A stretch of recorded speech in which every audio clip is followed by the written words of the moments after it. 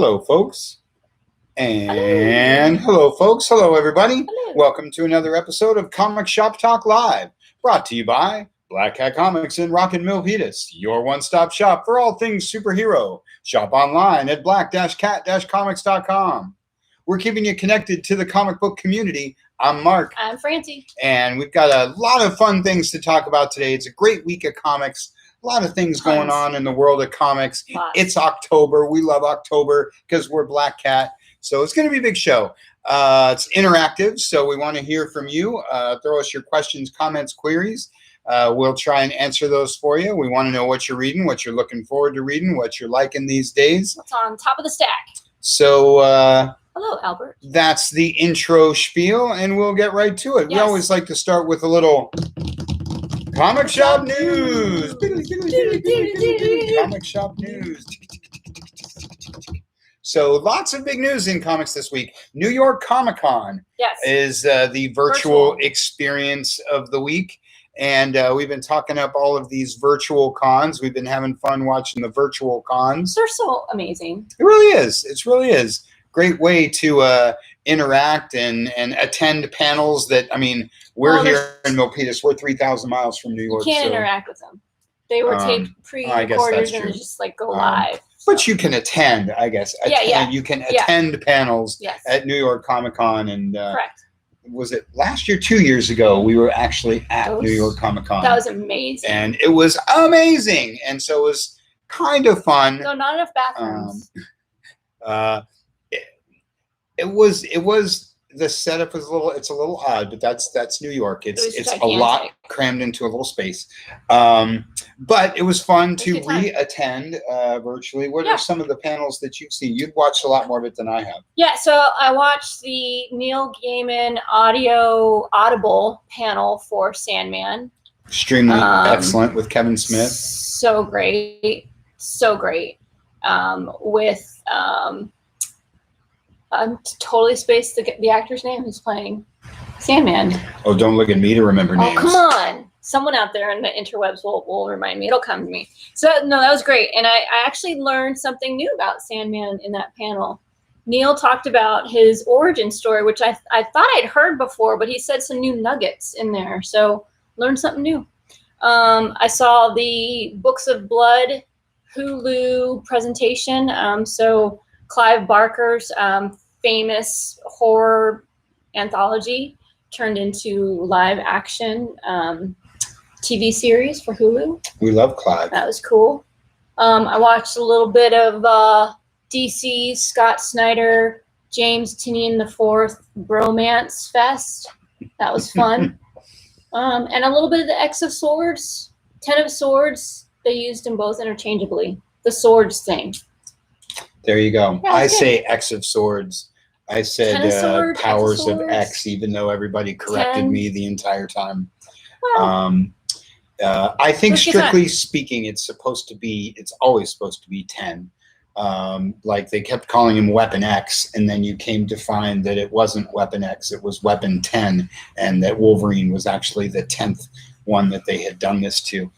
Bill and Ted panel. I haven't seen that yet. I want to go to the Berserker panel for Keanu Reeves. I gotta go back and watch that. I'm excited about both of those things, Bill and Ted and Berserker. But yeah, it was fun. Like we said about the virtual thing in general, it's a really great way. There you go. Oh yeah. It's just a great way for them to do the con thing with the whole world and not have to worry about flying to New York, getting a hotel room, feeding yourself at those crazy New York restaurants. I do miss the awful chairs. Do you now? I do. I do. There's something about sitting in uncomfortable chairs for hours on end eating snacks that I miss. I do miss the perpetual snacking. As a true comic book guy, I go to con with a backpack full of snacks and enjoy them immensely. But anywho, yes, the Neil Gaiman thing was a lot of fun. Kevin Smith had some great questions. Okay, here's something that shouldn't need to be said, but it does. Because I know millions of people are watching me right now, so I'm going to tell them. Literally handfuls. Tens of people. Folks who do conventions, folks who do panels, have good moderators who have good questions. Nothing kills a room like a boring moderator. Dude. We've been to these cons. We've been going to the big shows, the little shows for decades. We're old. And it does. You don't think it makes a difference, but it does. Totally. You can have a panel of the most interesting people in the world, but when that moderator says, "What kind of socks do you like to wear?" What was your inspiration? What music do you like to listen to while you're drawing? Like, for whatever reason, it can immediately just kill the whole thing. Whereas somebody awesome like Kevin Smith knows who knows the material and knows the people he's talking to. He had this heartwarming story about his heart. Yes. It was a heart attacking story. And so anyway, Kevin Smith was awesome because he has great questions and he knows the material and he asks the questions you want to ask. He asks questions that people want to answer. I love when he's like, so you've got the Zoom panels, right? And so someone's talking and Kevin Smith's just on the thing going. He was a little too close. He was a little like, yeah. And you're like, dude, back up. A little too into it. But either way, it was a lot of fun. It was a great panel. He was a great moderator. And it's really interesting. And for all the things that make cons great as far as marketing and all that kind of stuff. It's fun. I love, as a comic book fan, and it's something I've said in lots of other areas, but of course, and again, we've been to a lot of shows.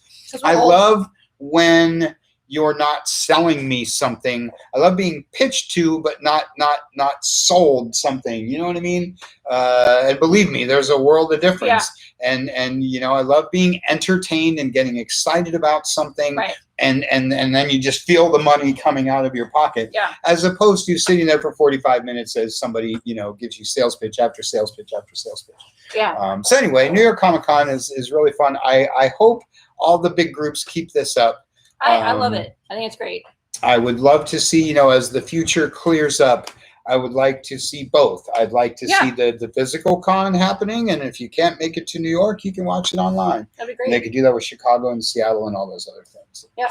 Lots of fun. So, if any of you have been watching the New York Comic Con panels, let us know what you're digging, what's interesting, what's looking cool.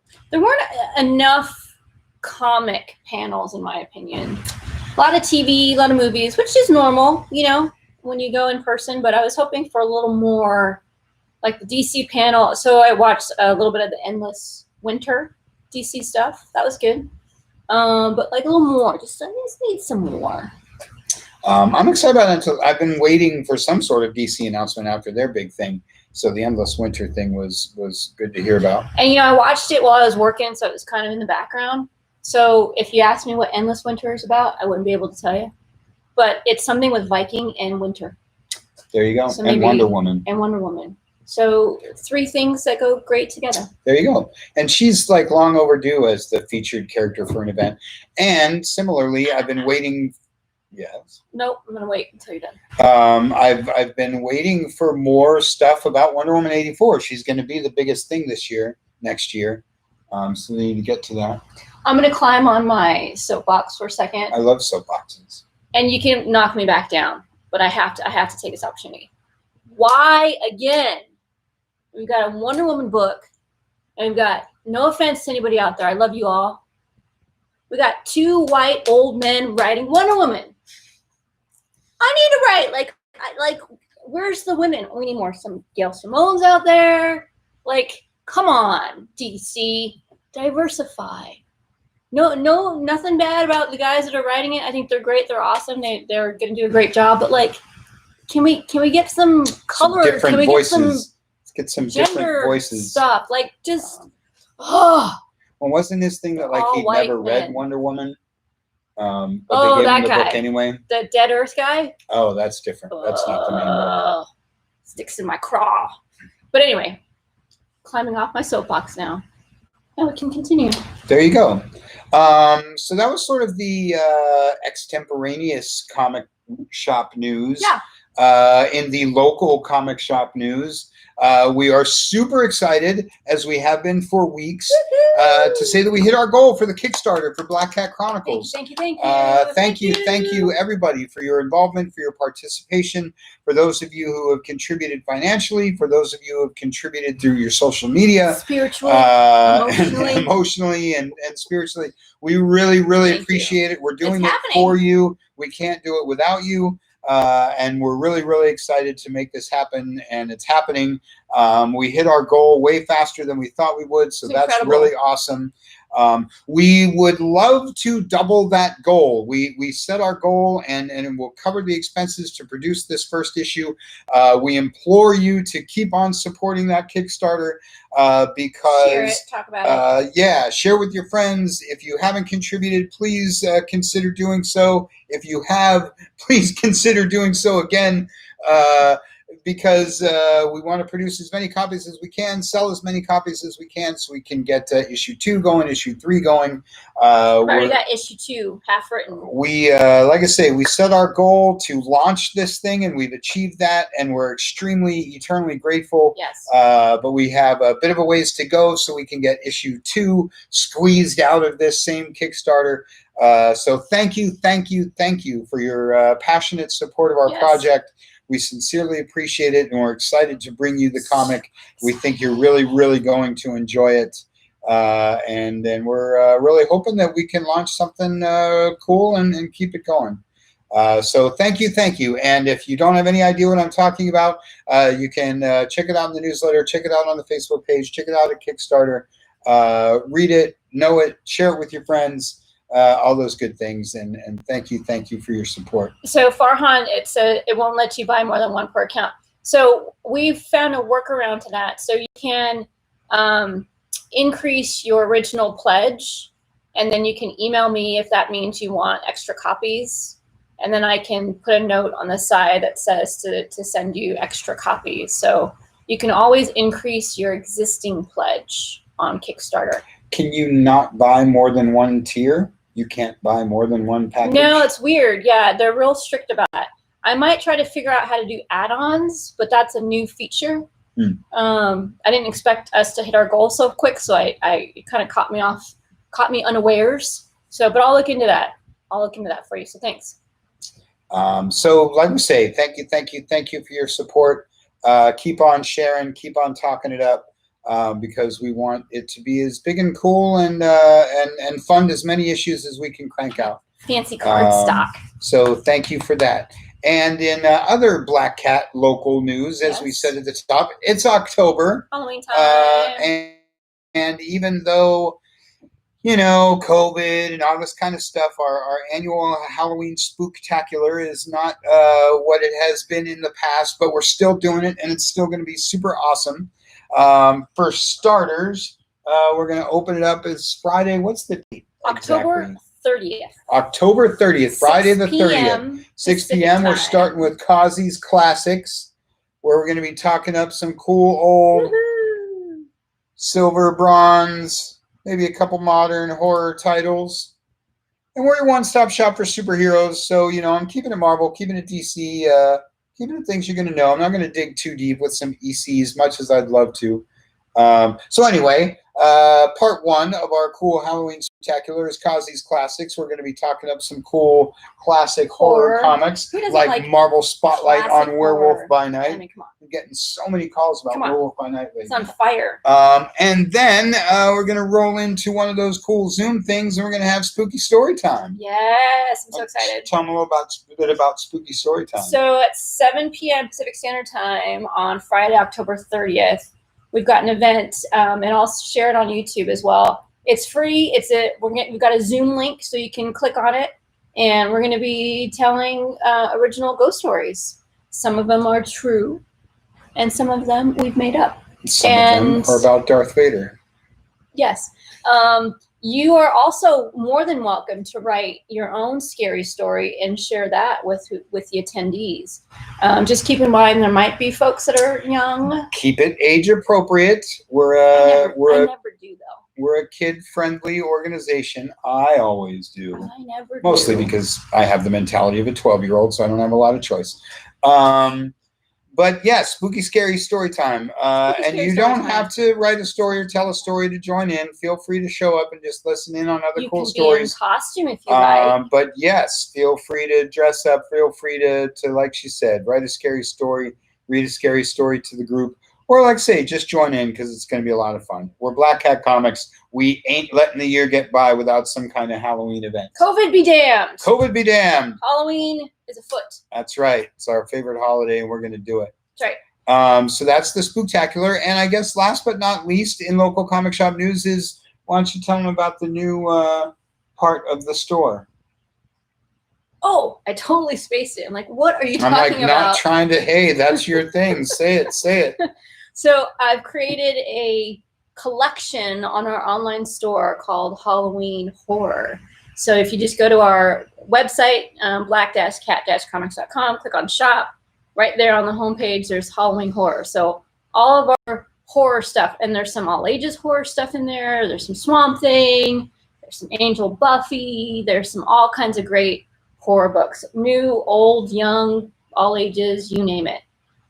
So if you like the dark, spooky stuff like myself, you might enjoy perusing what we have online. So there you go. Go to black-comics.com, click on shop, click on collections, or are they all just like just right click there? on shop, and it's right that you will see a big black cat.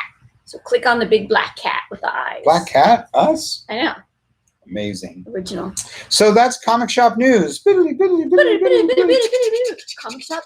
You should get an actual typewriter to make this sound. Well, we need like production, like we need like an intro and music. Like we're pretty low budget. Pretty low budget. I guess we are. Okay, so now we're going to roll into this week's comics. Yes. The idea is you pick up your books on Wednesday, you read them through the week, you tune in on Saturday, we talk about our favorite comics, your favorite comics. Maybe you haven't caught up on all your stuff. We're fairly spoiler-free.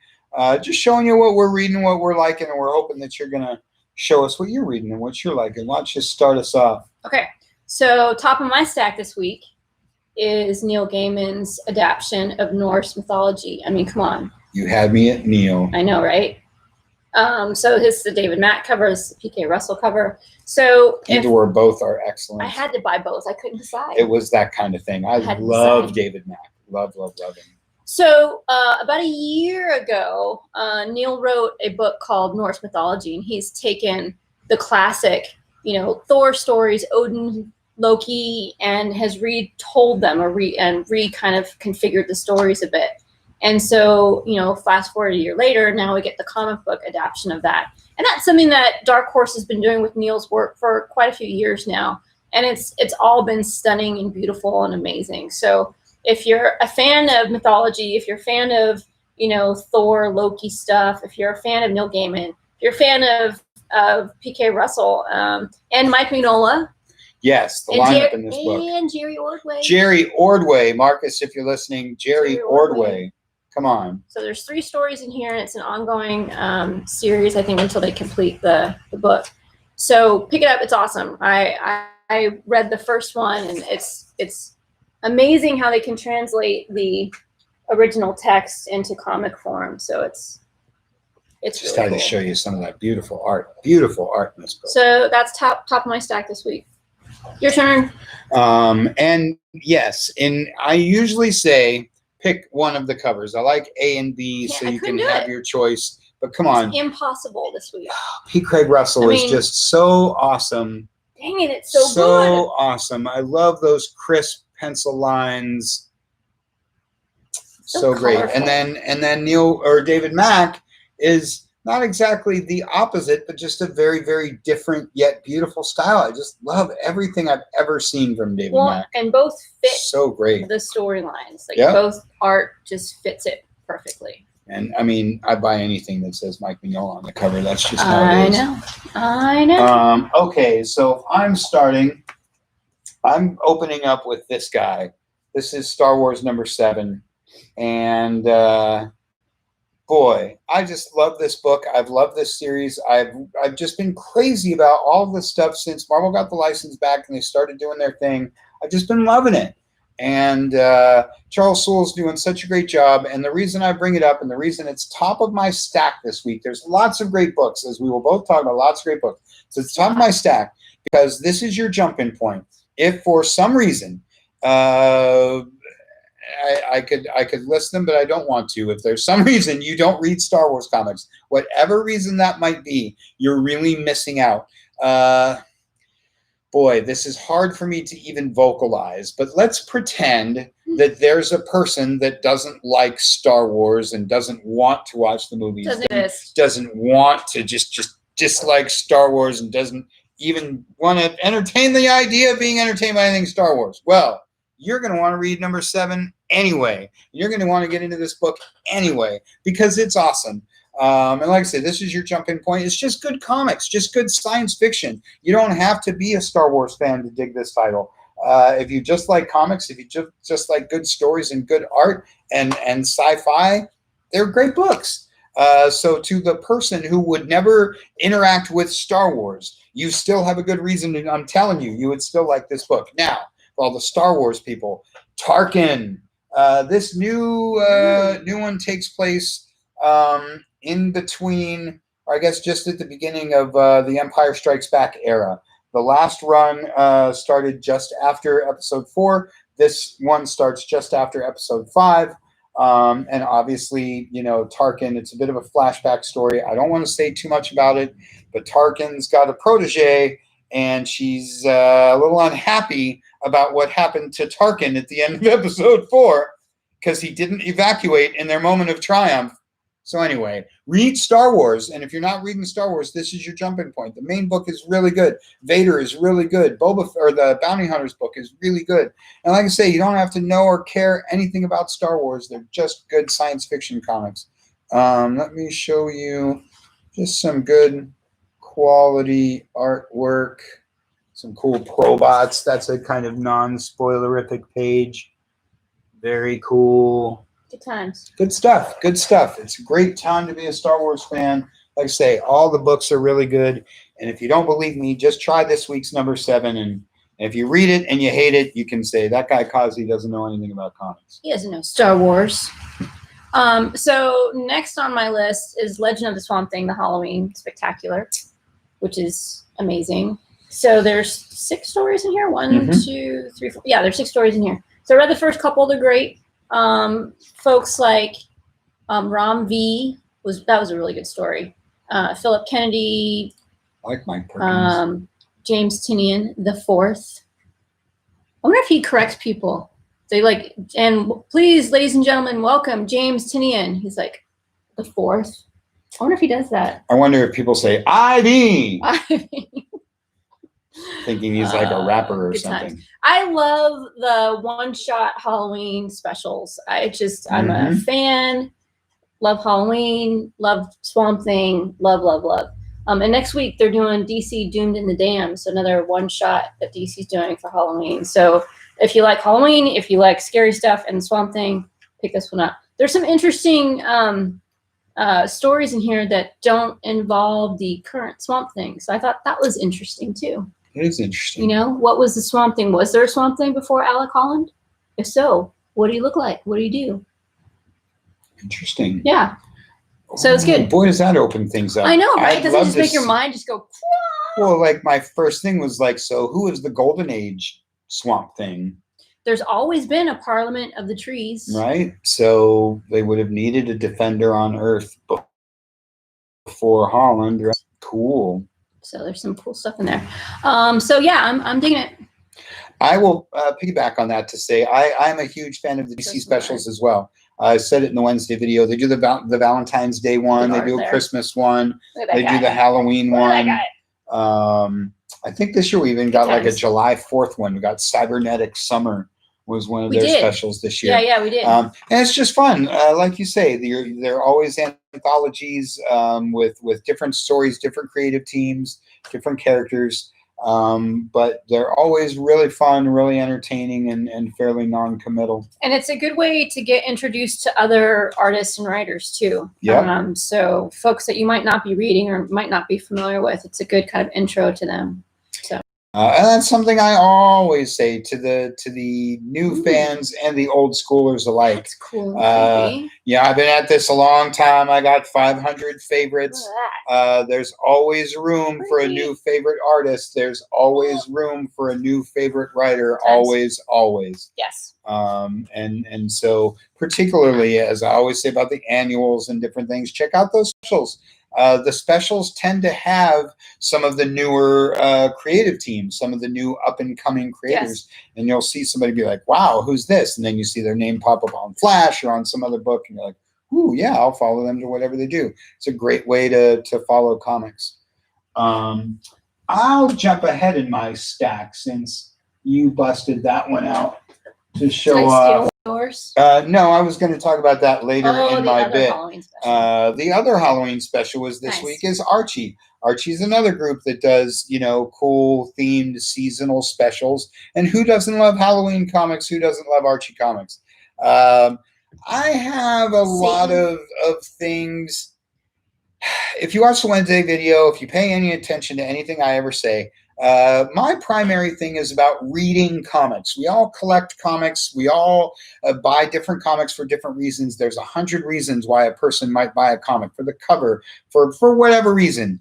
But I like to pitch the reading and consuming of the product, particularly to the people who might not be reading and consuming that product.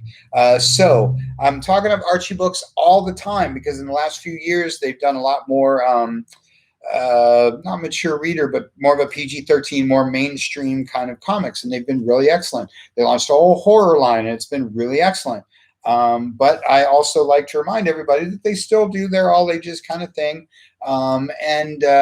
Even if you're a superhero fan, you're an indie comic fan, you're too old for Archie comics or for whatever reason, like say about Star Wars, if you're someone who thinks they have no reason to read Archie comics, pick up a Halloween special, have a couple of laughs. It's just lighthearted, fun reading and shenanigans, something a little less apocalyptic than you find in all your other comics.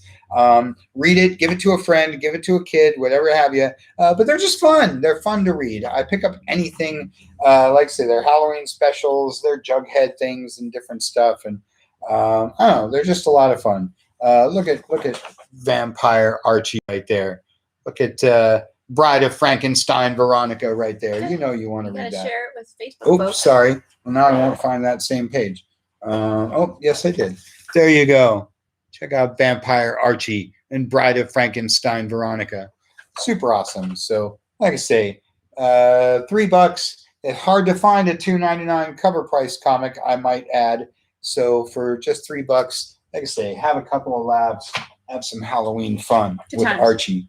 Well, speaking of apocalyptic crazy, DC's Dead Planet #4. This is the B cover. Came out this week. I'm loving the crap out of this book.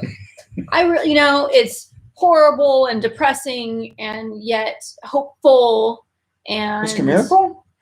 No spoilers, Mr. Causey. That was a big one in issue #3.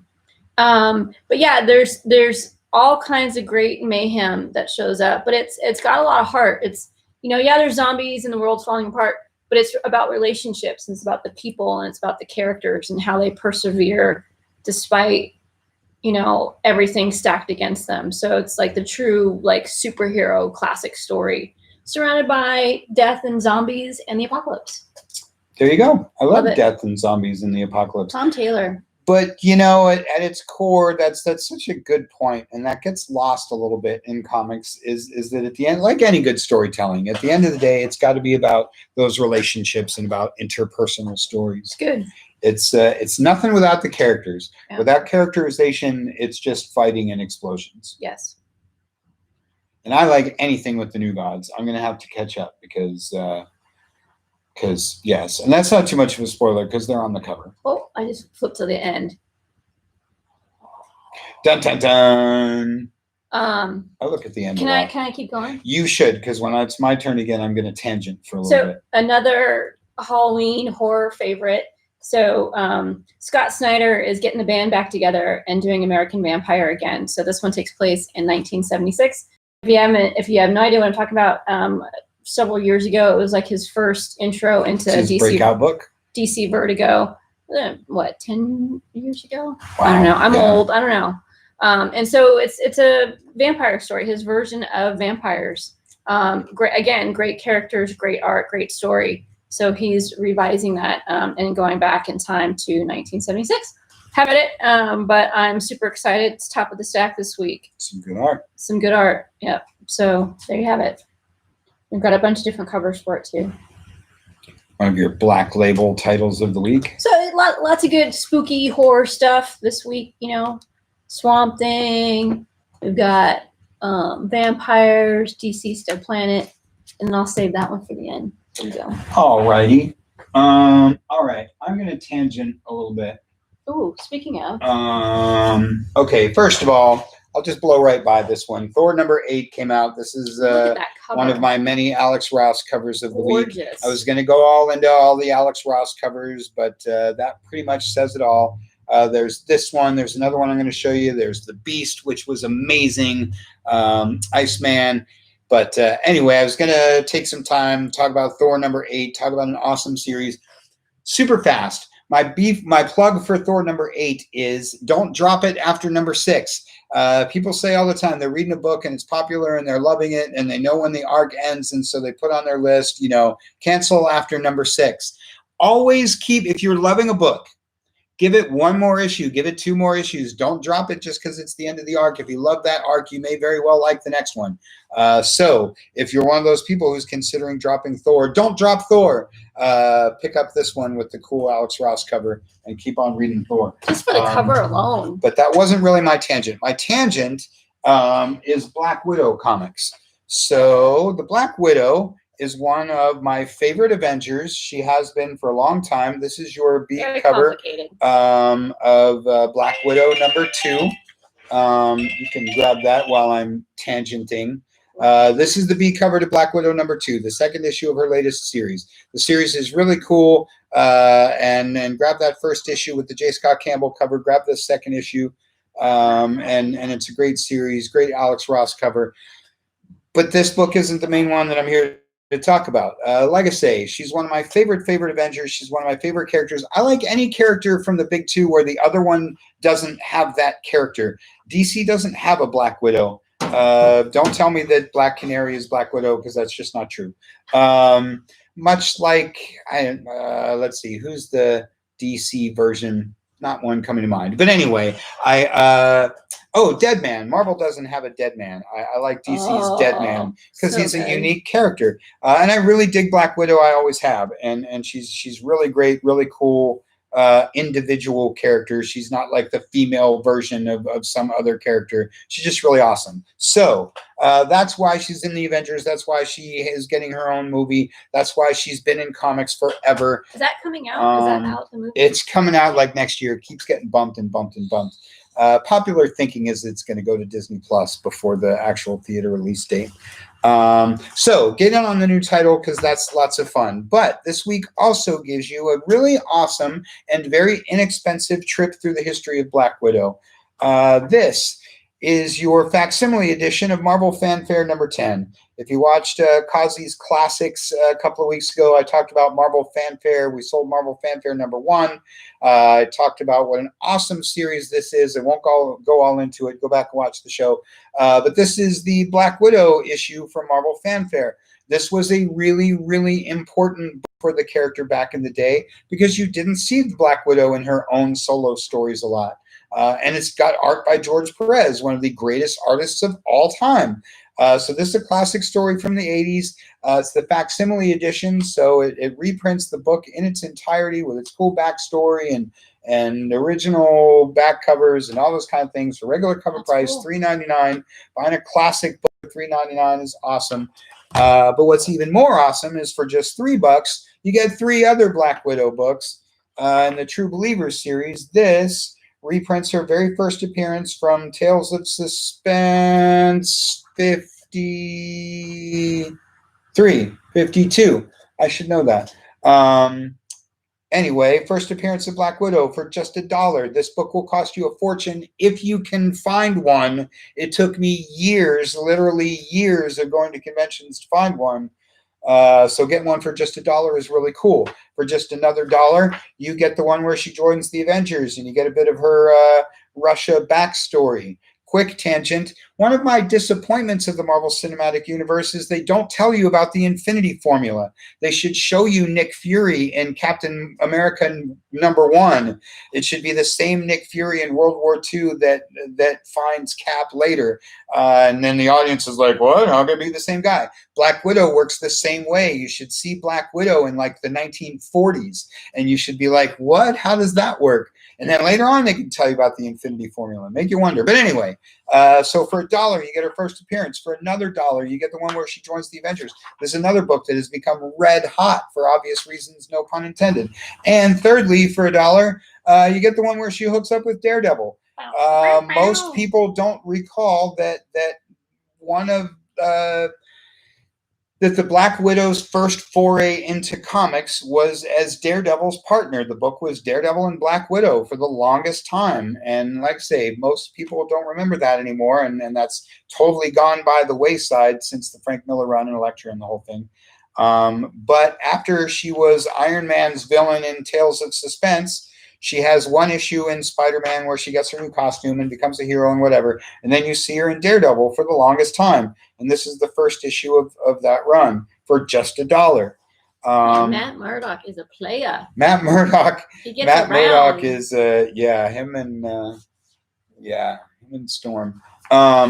So anyway, here is 5 awesome Black Widow comics. Get you ready for the movie, or if you're just like me and you like Black Widow, if you like her from the other movies, or if you just haven't read enough Black Widow in your life, you get 1960s, 1970s, 1980s, and the modern ones. And if you're sitting there going, Causey, you're trashing those books. These are actual my copies. I pulled them out of my box, so I can trash them all I like, because even though I'm a comic book guy, that's what I do to my books. So that's my very long tangent. But Black Widow is extremely cool. She's one of the great characters in comics.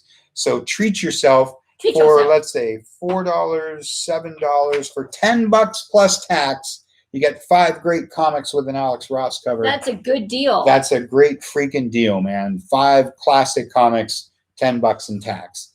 And these True Believers are always awesome. And the facsimiles are always awesome. So that's my big pitch for this week, is lots of Black Widow fun. Pick up lots of Black Widow. Good times. My turn? Sure. Batman. Lots of Batman this week. Time to talk about the Batman universe. So quickly, Batman adventures continue. And the adventures continue. Basically, that's all I have to say about it, because I haven't read it yet. But I'm really excited to read it because it's been super fun. It's like watching the series again. It's 1995 all over again. It's awesome. Paul Dini's writing it, Alan Burnett. So all the same original folks that were involved in the TV show are writing the comic. It's great. It's got the same look and feel. Characters that they didn't have a chance to cover in the series, they're getting a chance to flesh out. Deathstroke right there on the cover. You stole my line. And a couple of others.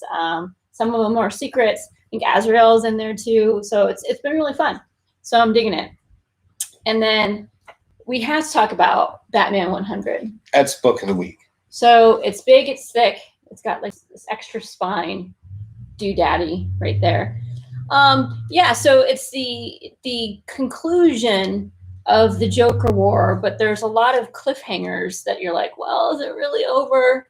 Is it really over? Tinian's continuing to write it the next at least 5 to 10 issues. So I think the main battle's over, but is the war over? ? So without spoiling it, because I did read this, without spoiling it, a lot of stuff happens in here. Lots of things get wrapped up. Love seeing what happens with Batgirl getting back into her old form as Oracle. Yes, I just spoiled it. Just spoil it for you, Oracle. But that's not the only major thing that happens. Batman's duking it out with the Joker. We find out what happens with Punchline. We find out what happens with all the money, where'd it go. There's a lot of things that get wrapped up in Batman issue 100. Now, my personal opinion is that it was pretty good. was pretty good. Did it match the ending or the gravitas of the Tom King run? No, but it's still fun. It's still good. But you know, I've been taken to higher heights, and so Tom King really raised the par, and it's really hard to match that. And Tinian does a really great job of taking it to another level, but it's not the same gut punch that I'm used to with Tom King's writing. There, I said it. All you guys can hate me now. Thirdly, you don't have one there, but I'll throw it out there. The Batman the Max came out this week too. Is it behind us? Yes, there it is. You could grab that. Just super fast. Okay, so 1 through 3 was like last year or 2 years ago. They put out a compendium issue a couple weeks ago, so you could pick that up to read 1 through 3. This is number 4, and number 5 is like right around the corner. So I would understand that you don't remember whether or not you read number 1. But to be 200% honest, it doesn't really matter because it's Sam Keith and the Max. The Max is awesome. The Max is one of my favorite things ever. One of the best books Image has ever done, at least in the first 12 issues. So seeing Sam Keith do anything is always a ton of fun. Seeing Batman team up with anyone is always fun. You guys love Batman TMNT and all that other stuff. So pick up Batman the Max. I'm really disappointed. IDW or whoever has the license currently, you need to get those Max trade paperbacks back in print. Every time this book comes out, I try and reorder Max number 1, volume 1, because I talk about it all the time, and it's not in print anymore. Because as I say, I like to say, you know, if you like Batman, pick this up, and if you like this, pick up the Max volume 1, because it's one of the coolest comics experiences there is. While you're on the subject of Batman, I just wanted through the bat. Wanted to pitch that. Here's the other cover. Here's the main cover, which is really awesome too. It's got with the cool wraparound. Yeah. I might switch mine out. I like Joker War. I thought it was fun. Yeah, it's good. It's good. Punchline's not my favorite. I'm not a big fan of Punchline, but I'd like to go back to your animated series one really quick too, to re-emphasize Nightwing. We didn't see enough Nightwing in the regular animated series, so kind of like the new characters like Deathstroke that they brought out. It's fun to see some of the other characters that you didn't see enough of in that world either. Yes. Good times. What else you got? What else you got? Ooh, zombies. Yep. Sort of the last thing. This was going to be. She jumped right to the Halloween special. But while we're talking about Halloween specials, and like I was talking about the True Believers thing and the facsimile thing, another thing that Marvel does, and DC should get up on this. DC does facsimiles, and they do their own $1 books. But they don't do a chunky reprint book like this. This is Marvel Tales. And Marvel Tales is a big book of reprints. They're always themed. This is the Marvel Zombies one because it's Halloween, of course. Last month we got the Maestro one, which was really awesome. And it's big and chunky. This is like $7.99. This one's got 4 comics in it. The first 4 Marvel Zombies comics, the first 3 appearances in Ultimate Fantastic Four, and then Marvel Zombies #1. So if you're just getting into Marvel Zombies Resurrection, or if you've only heard about Marvel Zombies, or maybe you have Marvel Zombies, the main series, but you never read any of the Ultimate Fantastic Four ones, because most people think it started in Marvel Zombies #1, but it didn't. So if you, or if you have these issues and now they're all super expensive, and so you don't want to get your, cheese powdered fingers all over your original copies, you can pick up this one. So it's my pitch to pick this up because the book is a lot of fun and Marvel Zombies are awesome, but it's also a pitch to check out some of the other Marvel Tales books that they've done, because again, whatever the theme is, you're going to get 3 or 4 reprint comics based on that character, and they're all like super cool classics. Some keys that you've probably read before, but always like these Ultimate FF, some sort of random cool issues that you either don't have or don't remember. So again, just for the fun of reading comics, things like True Believers, things like facsimiles, things like your Marvel Tales books, are really cool because it's an inexpensive way. Look at that. It's gorgeous. You know how fun that is. Just an inexpensive way to read some great comics, and to realize why comics like Marvel Zombies #1 become a big deal and expensive in the first place. Speaking of reprints and horror, we should probably talk about The Walking Dead Deluxe. Oh, sure. That's a good thing to, since I have one back there. Yeah. This also rolled out this week. This is Walking Dead #1. It's another book that will cost you a small fortune if you try to find an original printing. And yes, you probably have a reprint, and yes, you probably have the trade paperback. But what you don't have is Walking Dead #1 in color. Ooh, now in color.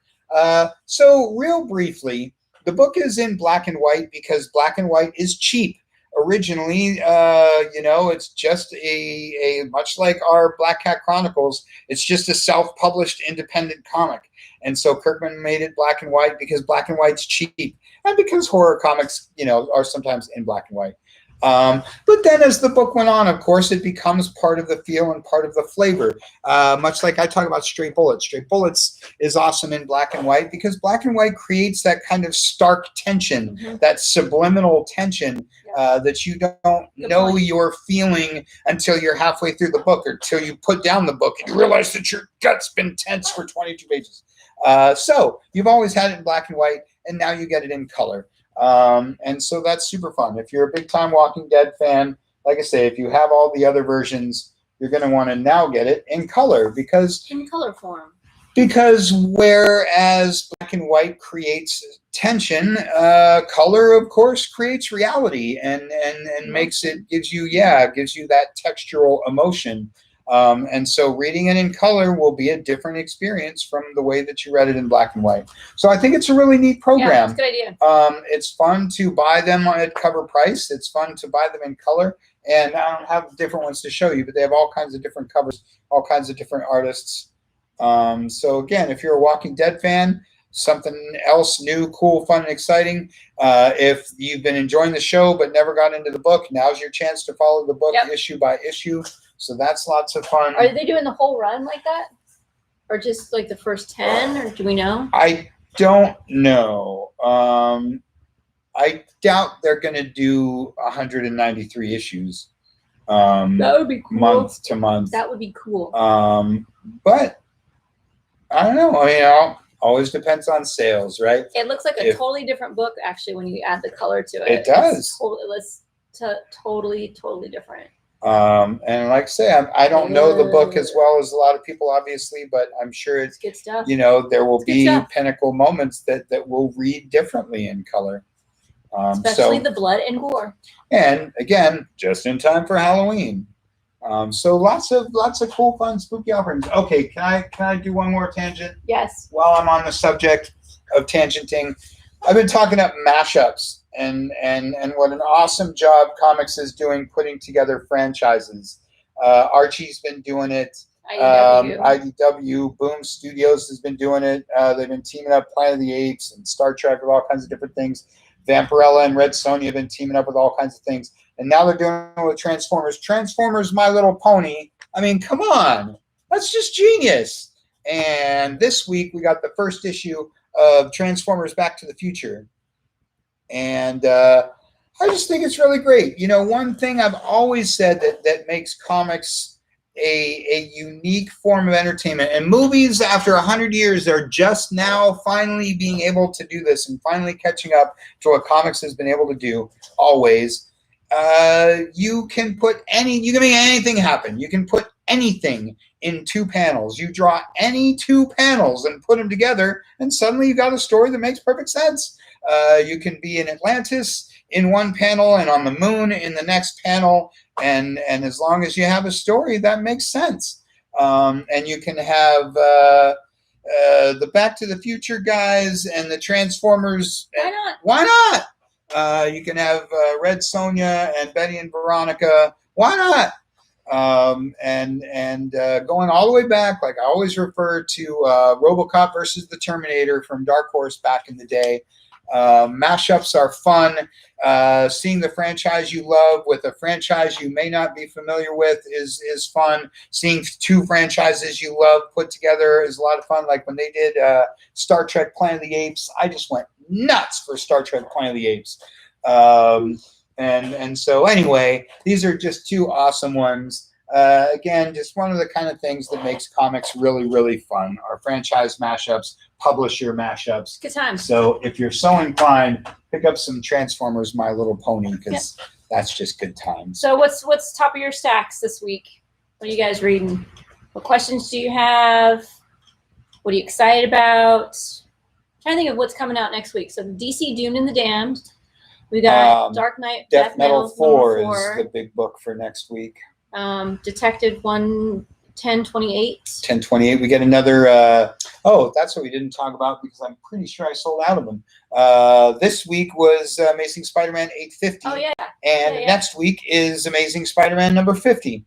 So that's weird but cool. This week you got a big giant-sized Amazing Spider-Man issue, and next week you get a big giant-sized Amazing Spider-Man anniversary issue. Lots of good Alex Ross.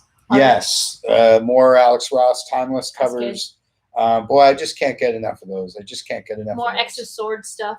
Oh, that was another thing this week. Got 3 parts of your X of Swords, Marauders, X-Force, and Wolverine were all 3. That was parts 3, 4, and 5 of your X of Swords. Next week you'll get 6 and 7. And so, X people, I've been trying to get the word out. If you're only following one X book, I hate to tell you, you're going to have to commit to this X of Swords and be picking these books up. The next time you pick up an issue of your book, it's going to say X of Swords Part 11, and you're going to be like, what? I like the events that don't cross over into every little thing. I don't like it when they make me buy books I'm not currently reading. But this is crossing over through all the different X books, so jump along for the ride. Get in early. Get in now. Before ones start getting away from you. Because of these timeless covers, a lot of these issues are selling out. So get it on your sub list. Make sure that you're picking up all the parts of X of Swords, because check the box. Check the box, because you're going to want them. It's really good, and you're not going to want to let anything get by you. That's right. We're already at, like I say, next week will be part 9, almost halfway through. So good week of stuff. Yeah. Good time for comics. Fun times. Like every week, I could go down the list. I could talk about Star Wars Adventures. I could talk about Snapshots. The Boba Fett. I could talk about that Boba Fett action figure.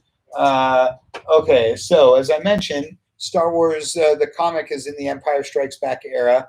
This is this is still 2020, God help us. 1980 to 2020. This is the 40th anniversary of Empire Strikes Back, so they're kicking out Empire Strikes Back stuff. Boba Fett has always been the coolest Star Wars character since, until The Mandalorian. And that's a really awesome figure, so you can pick that up too. Speaking of that, that's kicking off, I think, also Friday the 30th. Ooh, Mandalorian season 2. Wow, and we're going to wrap up our show and catch some new Mandalorian episodes. That's extremely awesome. Very excited. Fun stuff. So yeah, as we begin to wrap it up, throw your questions, comments, queries. What are you liking this week? What are you looking forward to reading for next week? What's the title at the top of your stack these days? Inquiring minds want to know. Want to know.